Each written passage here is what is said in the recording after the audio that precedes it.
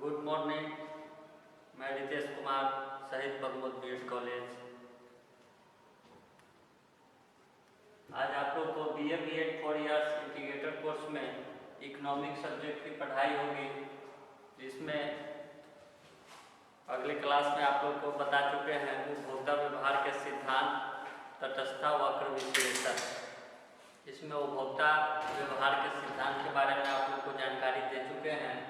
आगे है तटस्थता वक्र विश्लेषण के विकास का संक्षिप्त इतिहास, क्योंकि तटस्थता वक्र विश्लेषण क्या है, कैसे हुआ। विगत कुछ वर्षों से उपभोक्ता की मांग का तटस्थता वक्र विश्लेषण अर्थशास्त्रियों में अधिकाधिक लोकप्रिय हो जा रहा है। इसका प्रतिपादन सर्वप्रथम 1818 में सुप्रसिद्ध अर्थशास्त्री एजवर्थ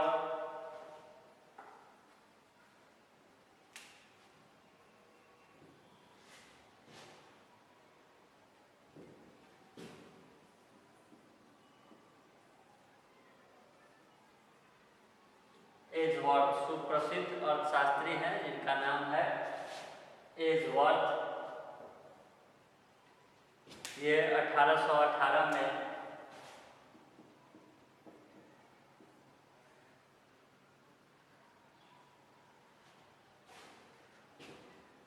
प्रतिपादित किए थे।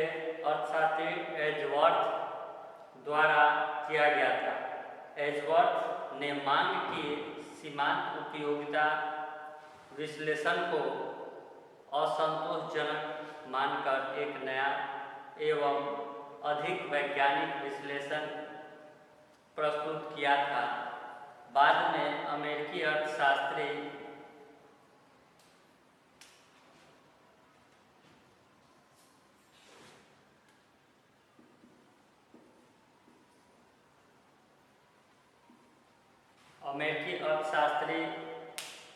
इरविंग फिशर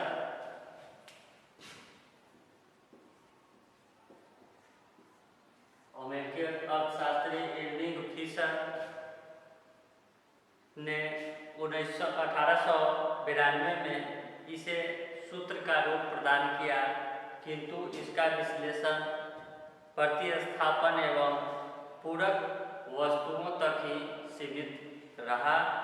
आगे चलकर 1906 में पैरोटो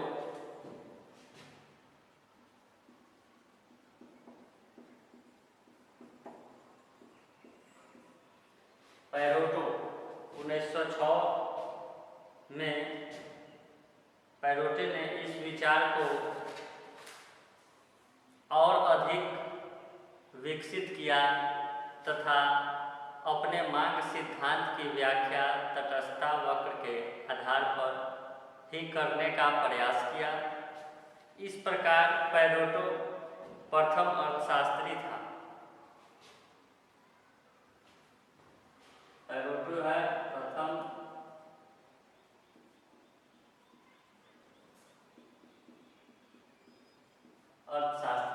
अर्थशास्त्री पैरोटो, जिसने उपयोगिता को अमापनीयता पर जोर दिया।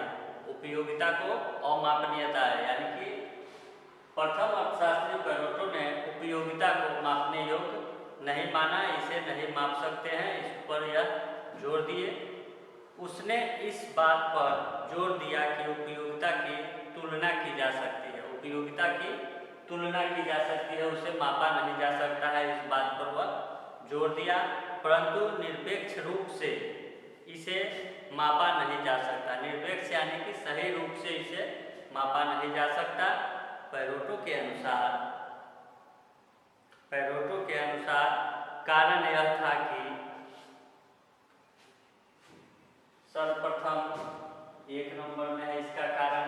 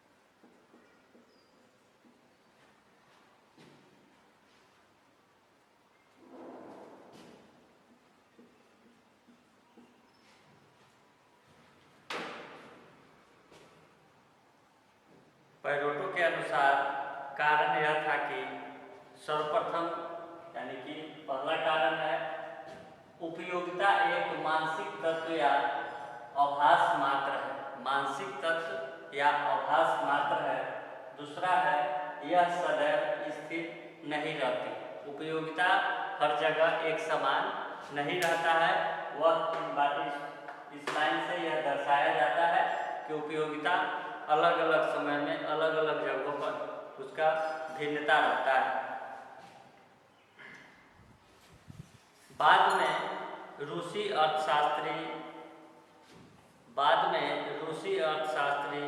सलजकी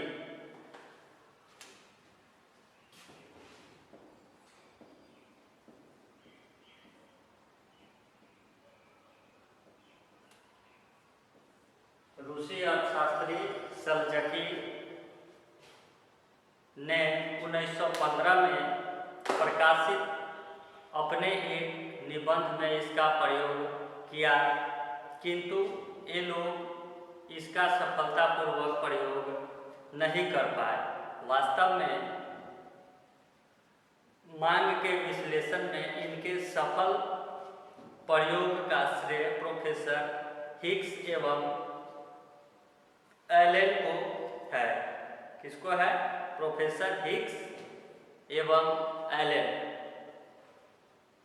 इन लोगों ने 1934 में a recognisation of the theory of value नामक एक निबंध में तटस्थता की वक्र रेखाओं का प्रयोग किया। कब किया? 1934 में। 1934 में इन्होंने एक निबंध लिखा। उस निबंध के बुक का नाम है a recognisation of the theory of value. तटस्थता की वक्र रेखाओं का प्रयोग किया इसमें।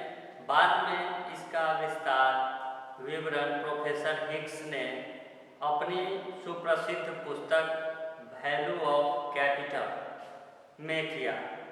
आगे चलकर हिग्स ने अपनी अपेक्षाकृत नई पुस्तक revision of the demand theory में इनका विस्तृत रूप से प्रयोग किया। अब आगे आ जाइए, तटस्थता का वक्र रेखाओं का अर्थ।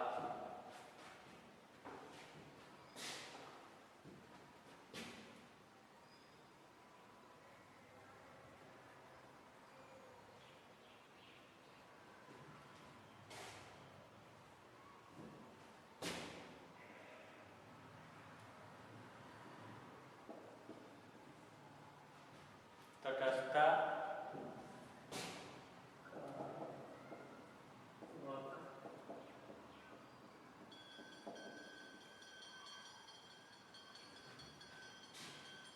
रेखाओं,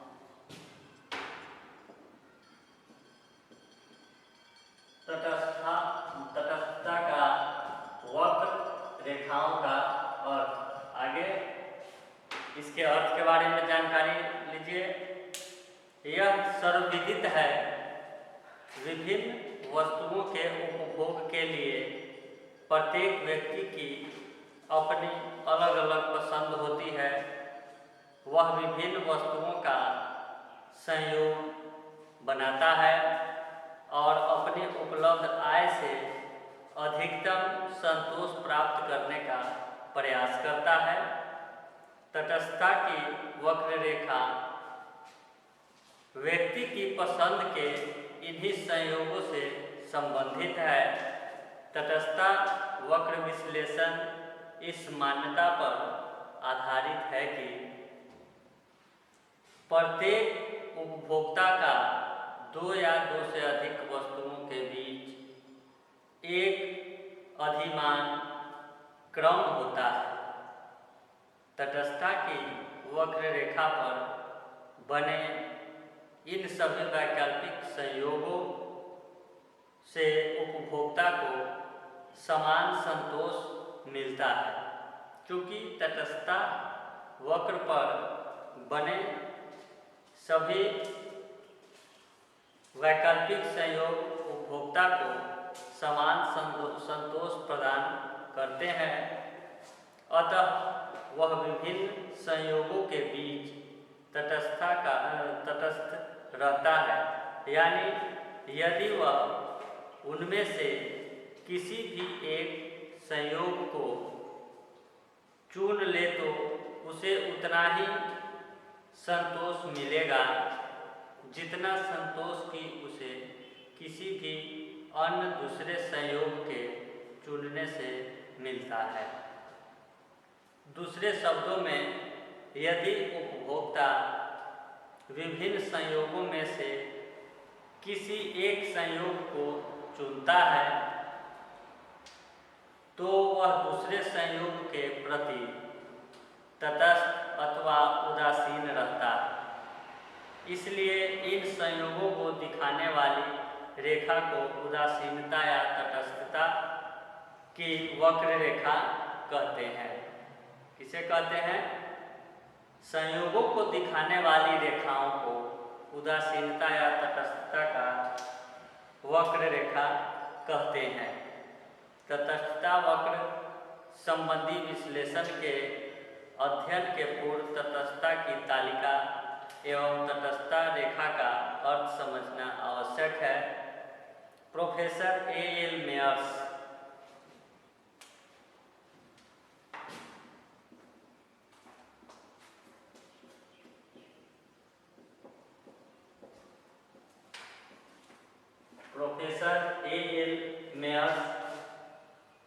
के अनुसार तटस्थता की तालिका वह तालिका है जो दो वस्तुओं के ऐसे विभिन्न संयोगों को दिखाती है जिनसे किसी व्यक्ति को एक समान संतोष मिलता है। कैसे मिलता है? दो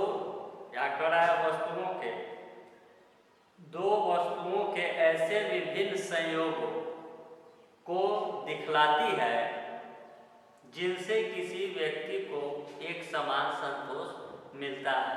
वस्तु कितना हो गया? वस्तु हो गया दो, और इन दोनों में समानता होता है। यदि इस तटस्थता की तालिका को वक्र रेखा के रूप में प्रदर्शित किया जाए तो इसे तटस्थता की वक्र रेखा कहते हैं। इस प्रकार तटस्थता की वक्र रेखाएं जिन पर स्थित प्रत्येक बिंदु किन्हीं दो वस्तुओं के ऐसे विभिन्न संयोगों को बतलाता है जिनसे किसी उपभोक्ता को बिल्कुल समान संतुष्टि प्राप्त होती है। अतएव दोनों वस्तुओं के इन विभिन्न संयोगों से आकर्षित नहीं होता। इस वक्र रेखा पर जितने भी बिंदु होते हैं वे दोनों वस्तुओं के उन विभिन्न संयोगों को दिखलाते हैं जिनसे उपभोक्ता को एक समान संतुष्टि प्राप्त होती है। अतएव प्रत्येक संयोग के समान संतुष्टि मिलने के कारण इन संयोगों के बीच चुनाव के संबंध में उपभोक्ता बिल्कुल तटस्थ रहता है। यानी वक्र रेखा पर प्रदर्शित प्रत्येक संयोग को वह एक समान महत्व देता है। दूसरे शब्दों में, उपभोक्ता के लिए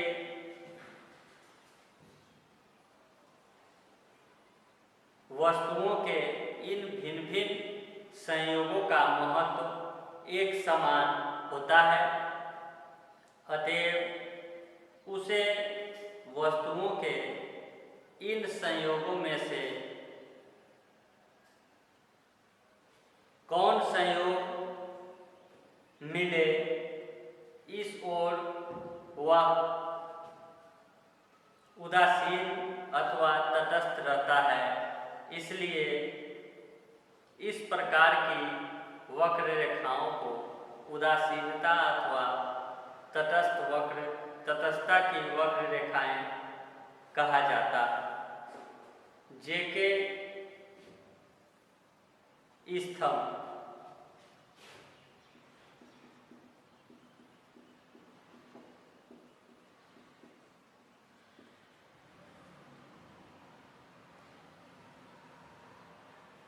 जेके स्तंभ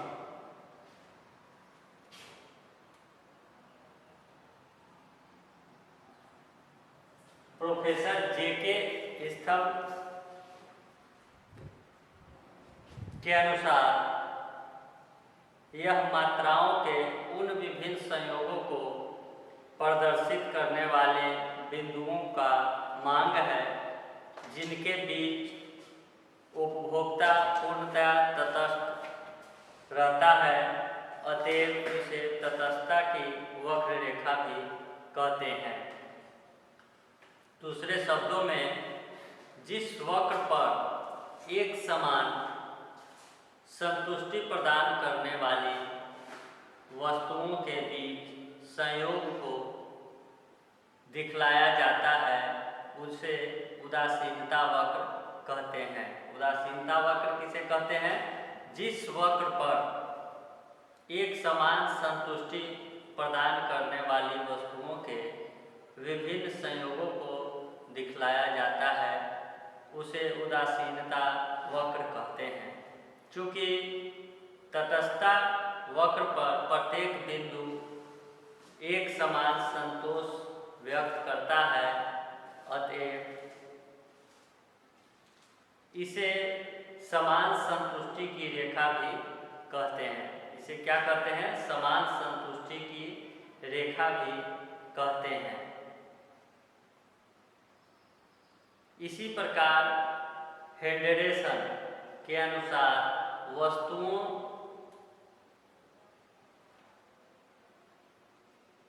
के ऐसे सभी संयोगों जिससे उपभोक्ता को समान स्तर का संतोष मिलता है के बिंदु पथ का उदासीनता का वक्र कहते हैं। ये अभी तक आप लोग को तटस्थता वक्र विश्लेषण के विकास के संक्षिप्त इतिहास के बारे में जानकारी दी है। आगे कुछ उदाहरण के साथ इसको अगले क्लास में